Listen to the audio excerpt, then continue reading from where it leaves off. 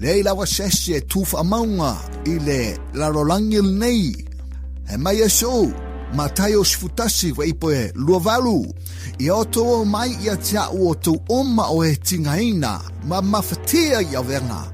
O au fo i e malolo ai o tau. Io e malolo ai o tau.